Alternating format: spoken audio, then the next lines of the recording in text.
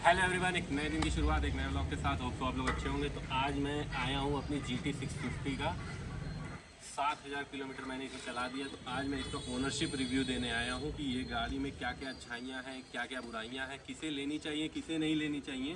तो जैसा कि इसे लिए मुझे ऑलमोस्ट 3 महीने के करीब हो चुका है। 3 महीने में मैंने 7000 चला दिया और 3 महीने में 7000 GT जैसी गाड़ी को चलाना एक बड़ा अचीवमेंट है। तो उसको मैंने चला लिया है। तो अब इस पर हम अपना ओनरशिप रिव्यू देंगे, क्या क्या मुझे इस गाड़ी में पसंद आया और ये गाड़ी मैंने क्यों ली इस सेगमेंट में। मतलब और भी गाड़ियाँ आती थी इस रेट में, और भी गाड़ियाँ आती थी।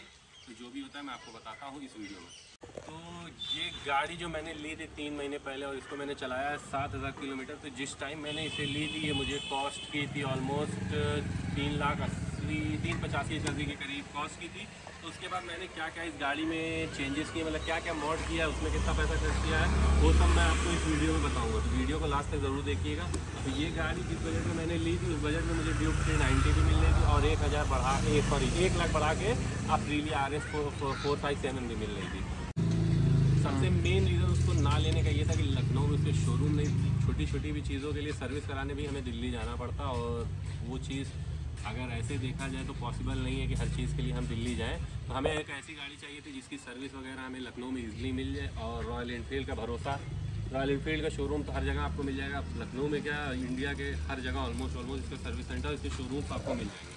तो इसको लेने के पीछे मेन रीज़न ये था कि आजकल की यूथ की एक तरह से फेवरेट बाइक और कैफे रेसर लुक आता है। मतलब जैसे कि बुलेट वगैरह आती है वो क्लासिक लुक आता है, टूरर बाइक हो जाती है। इस पर आपको कैफे रेसर लुक आता है जो कि चलाने में काफ़ी मज़ा आता है। और इसकी टॉप एंड जो 180 है वो मैंने, मतलब एक होता है ना कि कंपनी क्लेम कर रही हो, लेकिन एक होता है अपना चेक किया हुआ भी 180 पे जो। हाँ, पहले एक रीज़न इसमें सबसे बड़ा दिक्कत ये थी कि ये हाई स्पीड पे इसका हैंडल बबलिंग करने लगता था। वो इशू रॉयल एनफील्ड ने सॉल्व कर दिया है। तो ये चीज़ें काफ़ी अच्छी है। कैफे रेसर है, मतलब लुक काफ़ी प्यारा आता है इसको चलाने में। तो सबसे पहले मैं आपको इसकी कमियाँ बताऊँगा कि क्या क्या इसमें कमियाँ हैं, क्या क्या बुराइयाँ हैं। मतलब एक होता है कि हर गाड़ी में अच्छाइयाँ नहीं होती, तो पहले अच्छाइयाँ बताते हैं फिर बुराइयाँ, लेकिन आज मैं पहले आपको बुराइयाँ बताऊँगा। तो जो हमारी बाइक है वो 650 सीसी लिक्विड कूल इंजन के साथ आती है, जो कि हमारा पावर प्रोड्यूस करती है 47.4 न्यूटन मीटर का, वो 47 PS का पावर प्रोड्यूस करती है, 52.4 न्यूटन मीटर का टॉर्क प्रोड्यूस करती है, जो कि इस सेगमेंट में, मतलब इस बजट में आपको कोई और गाड़ी प्रोड्यूस नहीं करती है। मतलब 4 लाख के बजट में 650 सीसी पहली बात तो कोई गाड़ी आती ही नहीं है। फिर इतना पावर इस बजट में कोई और गाड़ी प्रोड्यूस नहीं करती है। तो जो कि अपने इस इंजन में काफ़ी अच्छी गाड़ी थी, काफ़ी अच्छा सेगमेंट था। अब आते हैं इसकी बुराइयों पे।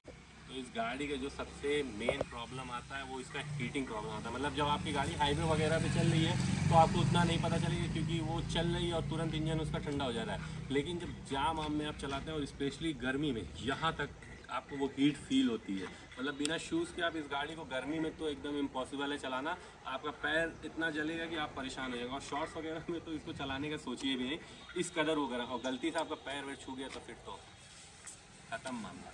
और दूसरी प्रॉब्लम सबसे बड़ी इसकी ये है कि इसका जो पोस्चर है कैफे रेसर का है, तो थोड़ा सा जिसको मतलब जो यूज टू नहीं है उसके इसमें पेन होने लगता है, क्योंकि पूरा जो आपका बॉडी वेट है वो आपके रिस्ट पे रहता है। मतलब बॉडी का पूरा वेट जब आप ऐसे बैठते हैं, ये पूरा वेट आपका रिस्ट पे आता है। तो इसमें जब लॉन्ग राइड आप करते हैं, मतलब या तो जाम में रहते हैं, तो वो चीज़ें आपको तकलीफ देने लगती है अगर आप उसकी यूज टू नहीं। जैसे मुझे तो आदत हो गई है तो मुझे कोई प्रॉब्लम नहीं होती इस चीज़ से। लेकिन हाँ, जो यूज टू नहीं है, जो नॉर्मल बाइक से आ रहे हैं, जो जैसे बुलेट से आ रहे हैं या कोई ऐसी क्रूज़र बाइक से आ रहे हैं, उनके लिए थोड़ा सा दिक्कत की बात है। पर हाँ, उसके लिए ये कोई बड़ा बिग प्रॉब्लम नहीं है। और इसमें एक डिसएडवांटेज ये है कि इसके ब्रेक लीवर काफ़ी महंगे आते हैं, क्योंकि एडजस्टेबल होते हैं। तो ये थोड़ा सा एक इसका ब्रेक लीवर करीब 7000 का है। और एक चीज़ जो मैं चाहता हूँ, आगे आइए।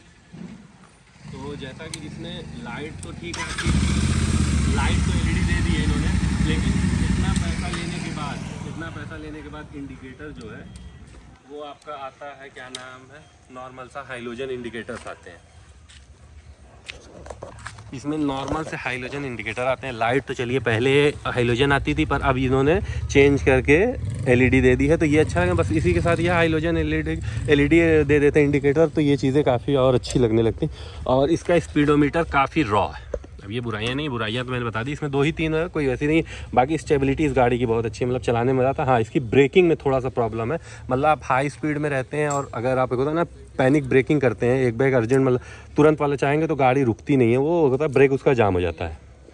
बाकी इसका ये स्पीडोमीटर है जो कि काफ़ी प्यारा है।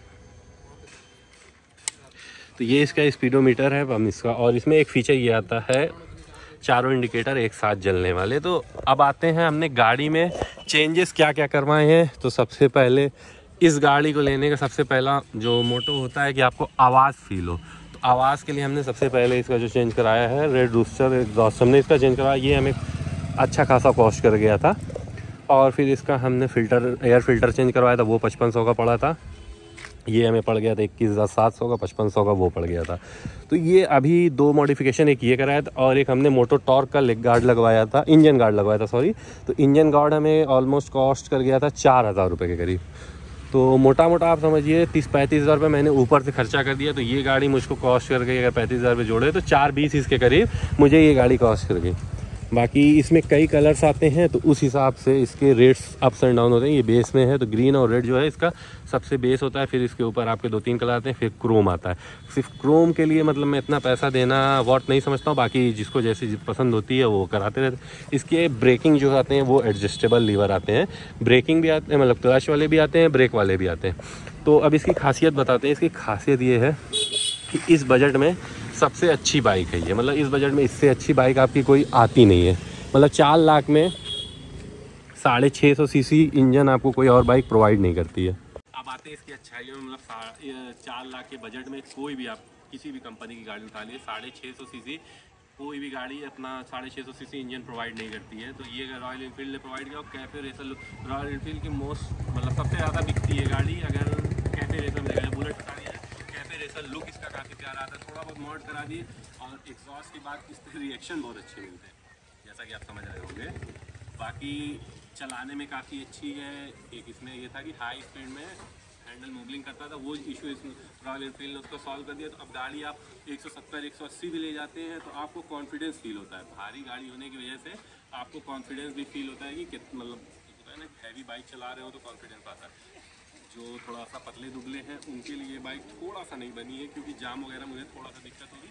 बाकी हाँ, जब एक बार आपकी गाड़ी चलने लगेगी तो आपको कोई दिक्कत नहीं है। जो इंजन प्लेसमेंट है वो 647-48 सीसी का इंजन प्लेसमेंट है, ट्विन सिलेंडर इंजन के साथ आता है।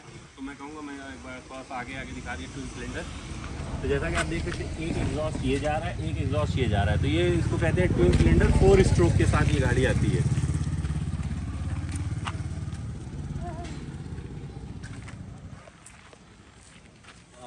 इसकी जो फ्यूल कैपेसिटी है वो 12.5 लीटर की। टैंक थोड़ा सा छोटा है, लेकिन कैफे रेसर में टैंक ज़्यादा बड़ा दे देंगे तो फिर वो कैफे रेसर लुक नहीं आता है। और कंपनी जो इसका माइलेज क्लेम करती है 27 का क्लेम करती है, लेकिन आप नॉर्मल अगर शहर में चल रहे हैं तो 17-18 का माइलेज देती है। आप हाईवे पे जाएंगे अगर बहुत हाइपर राइडिंग नहीं कर रहे हैं तो आपका 23-24 का माइलेज वो दे देगी। मैंने विद प्रूफ पिछले आपने वीडियो में डाला भी हुआ है, पीछे जो माइलेज टेस्ट मैंने किया उस पर डाला हुआ है। लेकिन शहर में एग्जॉस्ट लगाने के बाद मुझे 16-17 का माइलेज मिल रहा है, जो कि 650 सीसी के हिसाब से काफ़ी अच्छा है। एक ना लेने मतलब एक डिसएडवांटेज ये भी कह सकते हैं कि 16-17 का एक बाइक में एवरेज आ रहा है, लेकिन भाई जिसको गाड़ियाँ पसंद है वो एवरेज नहीं देखता है। तो होप सो आप लोगों को व्लॉग पसंद आए तो लाइक करें, शेयर करें, और चैनल पे नए हो तो चैनल को ज़्यादा से ज़्यादा शेयर करें। और ये रही हमारी 7000 किलोमीटर हमने इसको चलाया है और 3 महीने में। तो ये हमारा ओनरशिप रिव्यू है, ये गाड़ी का कोई रिव्यू नहीं है, ये ना किसी तरह से वो है। बस ये जो चीज़ें मुझे अच्छी लगी वो चीज़ें मैंने आपको इस व्लॉग में बताया। एक बार मैं आपको दिखा भी देता हूँ कि 7000 ये चली,